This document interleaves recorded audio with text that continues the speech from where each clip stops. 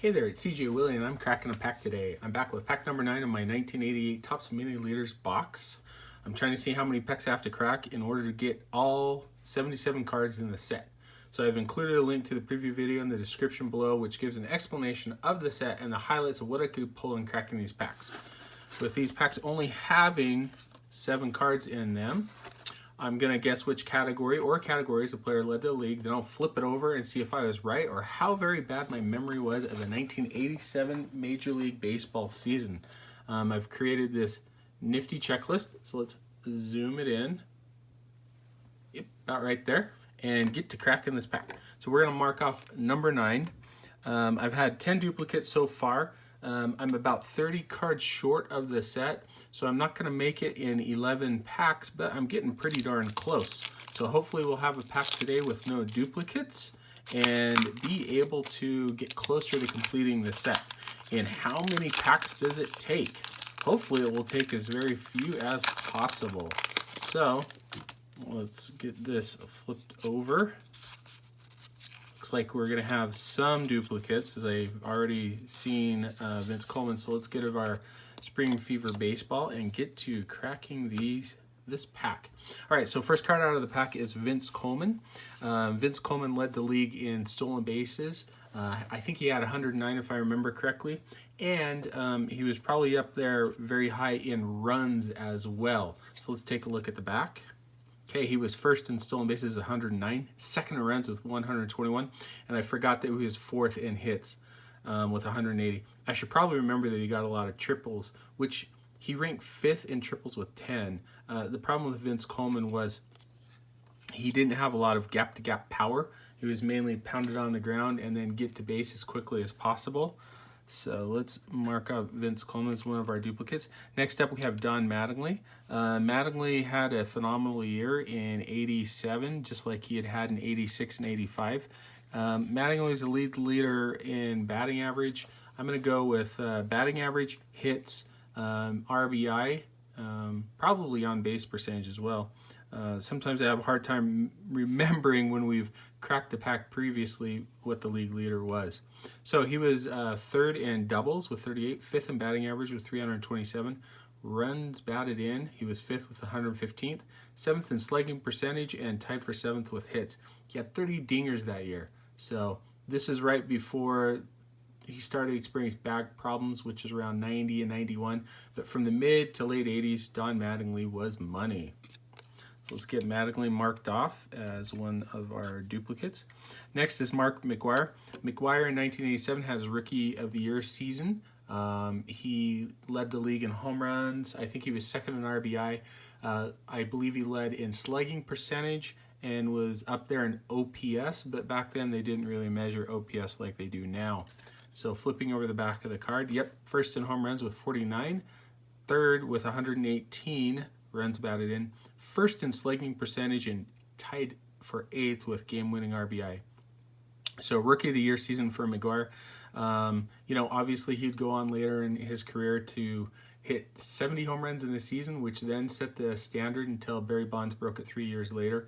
It's very unfortunate that he got mixed up with steroids, which really put a cloud over his Hall of Fame candidacy. I think that one day McGwire will get in, because he has been apologetic and contrite with his steroid use, but it doesn't take away from the fact that he did take steroids. Next up, we have Phil Bradley. So this is one of our non-duplicates.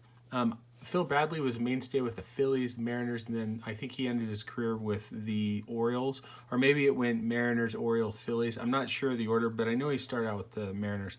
He was a regular on-base guy, had a lot of hits, good batting average, decent home runs and RBI. He was kind of the mainstay of the middle of the Mariners lineup, even though the Mariners were awful in the 80s. So for 87, I'm going to go with hits, batting average, and on-base percentage. Heck, I'll even throw doubles in there. Ooh, good thing that I decided to just throw doubles in there, because he was tied for third with 38 doubles, ranked second in triples with 10, sixth in stolen bases with 40, seventh in walks with 84, and 10th in hits with 179. 14 home runs and 67 RBI. I mean, that was about his average. He'd get around 18 to 20 home runs per year. He did have quite a few stills, so thankfully I just threw out doubles at the very end to capture Phil Bradley as a league leader in the 1987 MLB season. So let's get Phil Bradley marked off. Next we have Lee Smith. Usually when there are closers, it makes it really easy. Lee Smith is a Hall of Famer. I think he's borderline Hall of Famer, but if Bruce Sutter got in, Raleigh Fingers got in, Lee Smith was sort of a contemporary. He started a little bit after those two began their playing career. I mean, he ranks in there with Goose Gossage as well. I definitely think that he was deserving of a Hall of Famer. Veterans Committee voted him in, but nonetheless, he is a Hall of Famer. For here, it's going to be relatively easy. He was a league leader in saves. I don't believe he led the league with saves, but he ranked up there probably somewhere between second, third, or fourth. So he was second in saves with 36 and third in games finished with 55. I believe he finishes major league career with around 400 and I'm going to say 20 saves.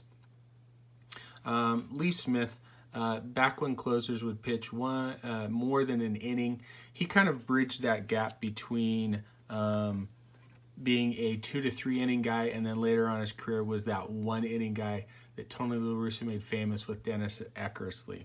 So let's get Lee Smith marked off. Next we have Alan Trammell, another recent Hall of Famer voted in by the Veterans Committee. Trammell, I think, was very underrated. He was a contemporary of Cal Ripken, started a little bit ahead of Cal Ripken, finished a little bit earlier than Cal Ripken. Had similar stats to Cal Ripken, maybe not as many home runs, but defensively was really good. 87 was a season where he was in consideration for the MVP award as he helped lead the Tigers to the the American League East championship, where they lost to the Twins in the National League Championship Series. The problem was that he also had a career that overlapped with Barry Larkin, Alex Rodriguez, Nomar Garciaparra, power hitting shortstops. So we got lost in that transition from when shortstops were good fielders, decent hitters. He definitely deserved a Hall of Fame nod. I'm going to say with his MVP season, he was up there in batting average. I'm going to say game-winning RBI and hits. I don't think he had enough home runs or RBI to be considered a league leader. Flipping it over. So he was third in batting average with 343, third in hits with 205, fifth in on-base percentage with 402. Game-winning RBI, he had 16, and runs, he had 109. He had 28 home runs and 105 RBI for the season. Those were career stats for Alan Trammell. 87 was his best year. I think he finished second in the MVP race. George Bell took it, and I believe that Alan Trammell was second. Okay, let's get Alan Trammell marked off. And our final card of the pack is Dan Plesac, so we'll get him marked off as well. He came up as a reliever with the Brewers, was their stopper, their closer for a few years, and then eventually became a middle innings lefty specialist sort of reliever. For me, it's going to be saves. That's going to be my call. He ranked 4th in saves with 23 and 6th in games finished with 47. Like I said, in the mid to late 80s, he was the Brewers closer and then eventually found his way in as a middle reliever kind of lefty specialist. Best card out of the pack, or my favorite card out of the pack, I'm going to go with Alan Trammell. His 1987 season was a great season for shortstops. He was already a tremendous defensive shortstop, but he really put it all together with an offensive campaign. I remember the 87 race being a very close one in the American League East, going down to the wire between the Blue Jays and the Tigers. I believe that the Tigers clinched it on either the last day or the second to the last day of the season. Alan Trammell was the driving force for the Tigers that year, as he was the face of their offense. Paired great with double play partner Lou Whitaker, who I think is a very underrated second baseman and should get into the Hall of Fame as well.